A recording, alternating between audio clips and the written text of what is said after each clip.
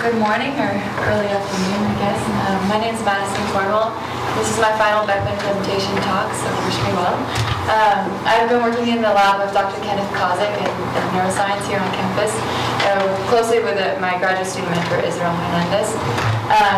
We are in the molecular, cellular, and developmental biology department here at UCSB. And I wanted to introduce you all to Alzheimer's disease through a series of pictures that are self-portraits done by an artist. The first one was prior to being diagnosed with the disorder. And through time, you can see how the progression of the disease has affected his ability to do his work and his portrayal of himself. So my work is relieving one of the symptoms of Alzheimer's disease in an Alzheimer's disease mouse model. So first of all, just to illustrate the importance of Alzheimer's disease in our country at least, 1 in 8 older Americans actually has this form of dementia. And it's also the 6th leading cause of death in the United States. And over 15 million Americans are providing unpaid care for individuals that are affected by Alzheimer's disease. And estimated costs are about $200 billion, and that's in the private arena of family income that's going into caring for these individuals, and also governmental expenditures. So it's a disease that's really affecting our country economically and socially, so it deserves our attention and research. So the two hallmarks of Alzheimer's disease, first of all, inside of the neuron, if you zoom into this yellow image right here, you have these neurofibular tangles, which are rare accumulations of a normal protein. And then you also have amyloid beta plaques outside of the cell. And this is also another rare accumulation of a protein. And I'll go and dive into a little bit more detail later if this sounds a little, too abstract. Presently, the disease is completely incurable. Current drug treatments only try to alleviate the symptoms by providing ample amount of neurotransmitters inside of the brain. Basically, it's just trying to provide these neurons with all the materials to send chemical messages so that they're not limited by their resources, even though the actual processes in the neuron are lacking. And then on the left, we have a regular brain cartoon, and on the right, you see how the dementias cause massive cell death as a result of these two hallmarks. So a closer look at tau pathology. This is the intracellular neurofibular tangles that I just mentioned. So this is the one symptom of this disease that I'm targeting. So we start out with a happy neuron. This is what a neuron cell will look like. And if we zoom into the axon, which is the long projection that sends a chemical message to the next cell, we find these short or long dynamic polymers of basically it's called the skeleton of the cell, called microtubules. And if we zoom into these microtubules, we find a protein called tau. This is the protein that I study in my lab. And what happens in the disorder is that kinases, which is a family of proteins, they will add this phosphate group, which is just a chemical group for those of you with experience in chemistry. And then we call this protein hyperphosphorylated tau. Basically, it has more than one phosphate group onto the tau. And this causes the hyperphosphorylated tau to detach from the microtubules, which essentially causes disintegration of the microtubules as well, because it regulates their stability. So you have detachment of the hyperphosphorylated tau, which will then clump together to form these neurofibular tangles that we find inside of that are found, completely filling out the cytoplasm of the neuron, and we end up getting a lot of cell death, and this is what causes your dementia. So that's just a background on how the progression of this disease occurs.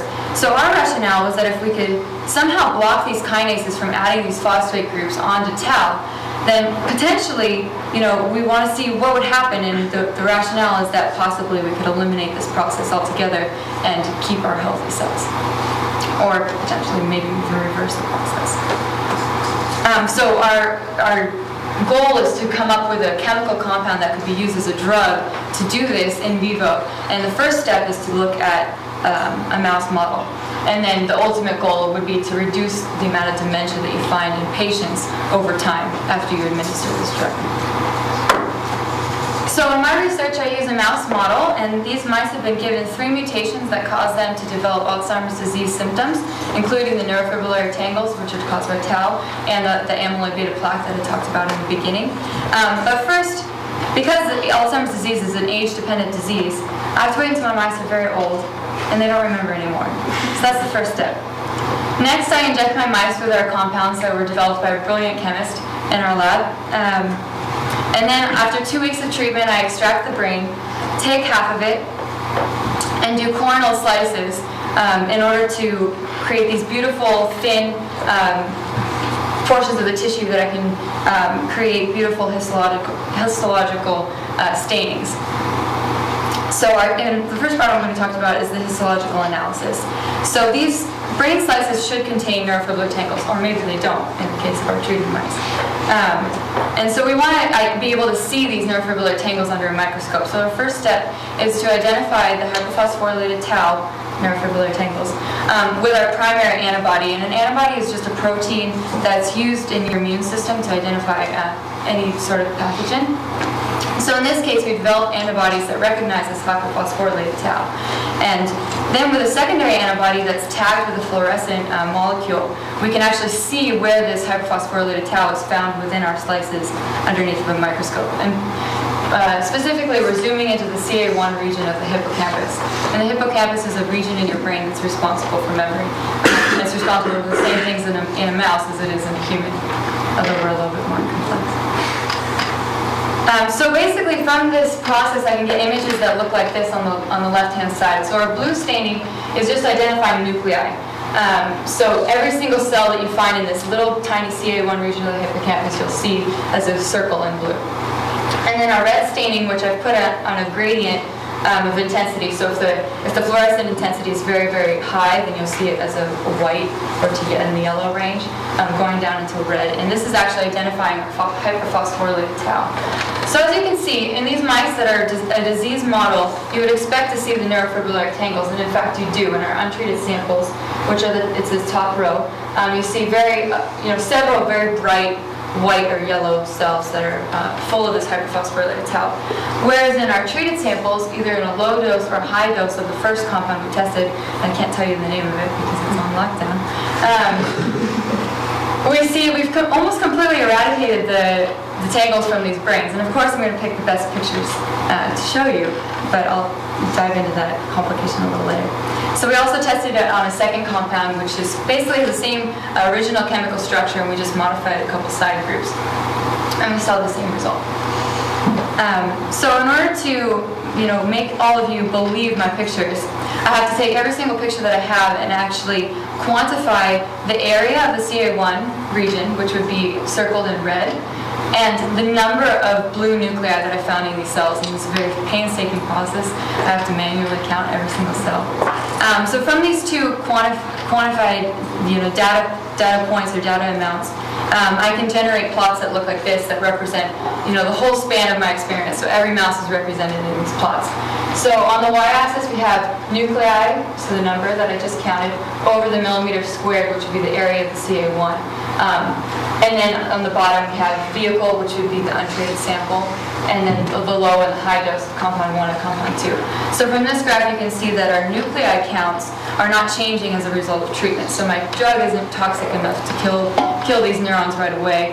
And oppositely, we're not saving cells from dying, according to this number. We're finding the same amount of cells in our treated as our untreated.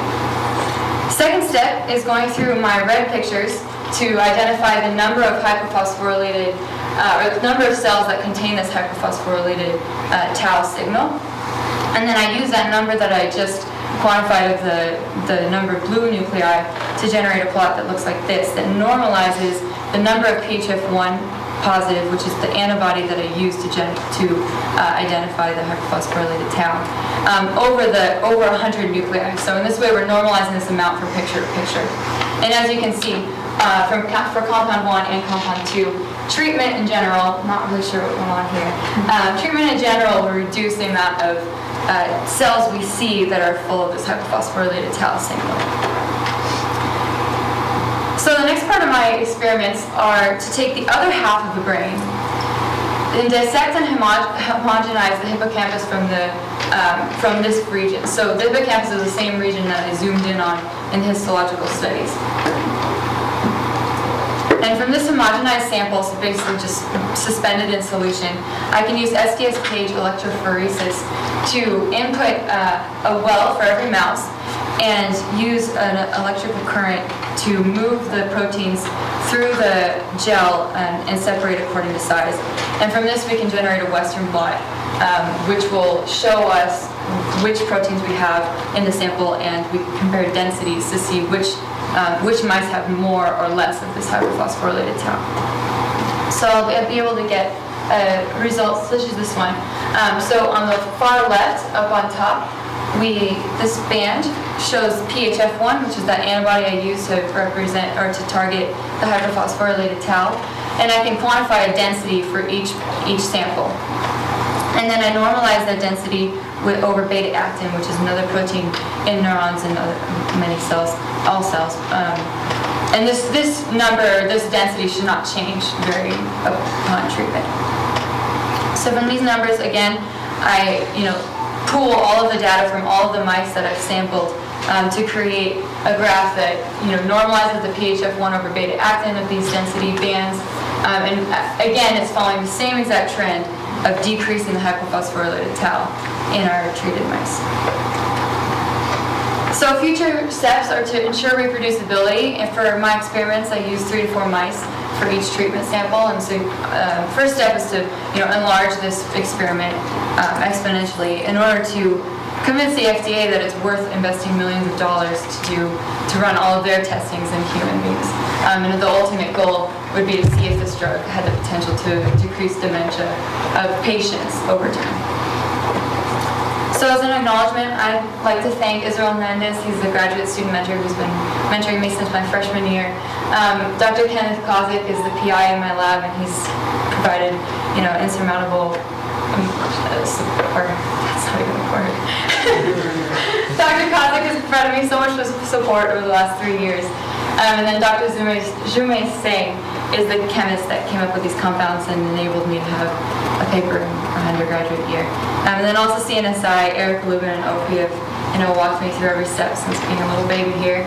And then of course Tyler and Maria for the summer program. Thank